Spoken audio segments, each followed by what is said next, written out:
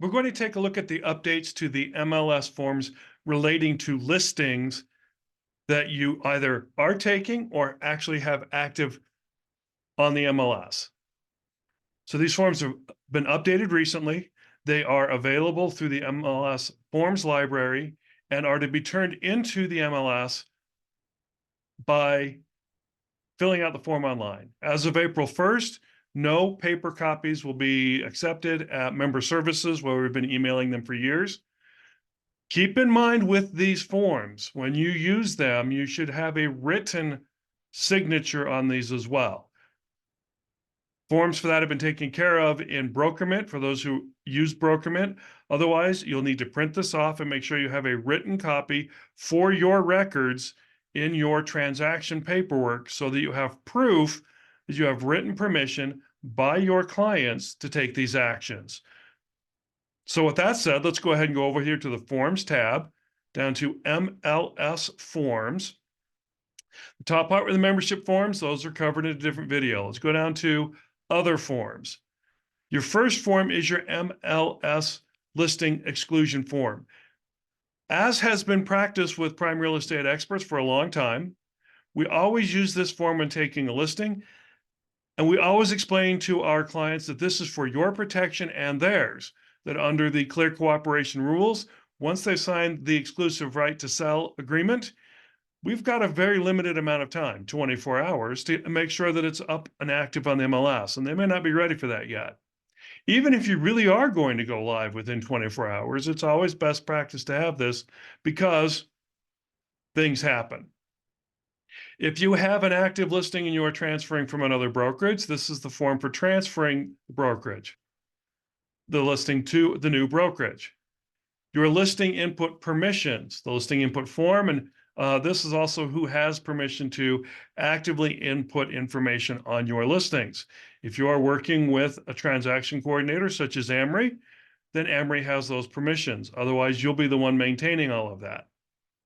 You can also opt out of third-party comments, and we'll just take a brief look at that because that's a minor one. We're going to start with the important one first. Your MLS Listing Exclusion Form. It has actually been simplified. As you've been using the written form, as you'll recall, there's a very long paragraph in the middle that we're supposed to disclose to our clients what exclusion from the MLS means. This is available in on the old printed form if you still wish to share that with them, but this is where you simply put in the information: address, effective date of the listing, expiration date.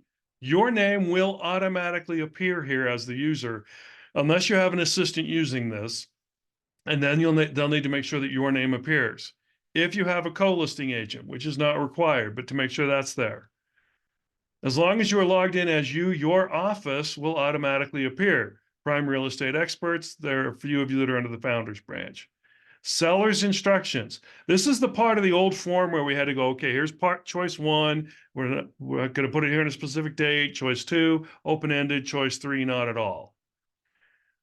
On your written permission, make sure that that's marked. But here you simply go in and submit which choice.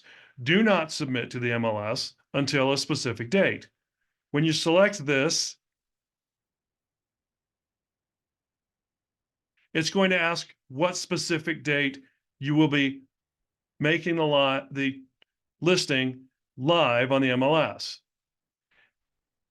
The open-ended middle, do not submit until the MLS, until listing is publicly marketed.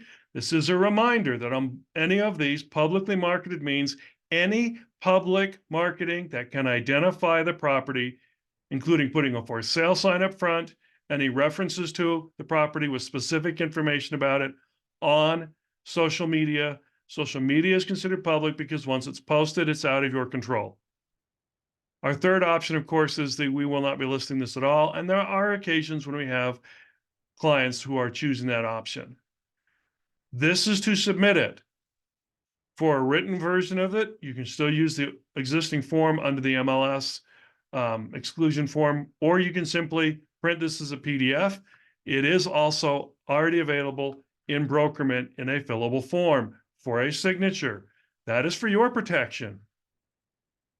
Transferring listings. If you're coming here from another brokerage, This is the MLS transfer form. It is not fillable yet. They're working on making it fillable. It hasn't been changed in any way, but MLS number, property addresses, and then making sure that all the original listing broker and the new listing broker information is there. This you still do need to email to member services again, but this is being updated as a fillable form. Listing input permissions, you don't really need to worry about. That's just who you give permission to do input on your work. Opt-out third-party comments. IDX occasionally will allow third parties to comment or review on properties on additional websites. IDX feeds are examples of IDX feeds are Zillow, Trulia, our own website that we use here. If you, for some reason, feel that you need to opt out, that is a choice. Frankly, the tool you're going to be using the most frequently on here and the one that must be submitted online as of April 1 is your MLS listing exclusion notice. Always, always, always get a signed copy of that. If you're working with the transaction coordinator, make sure your transaction coordinator is getting a signed copy of this and maintaining it in the file. And it is available in BrokerMint at this time. So that's it. Those are your MLS listing forms and their updates.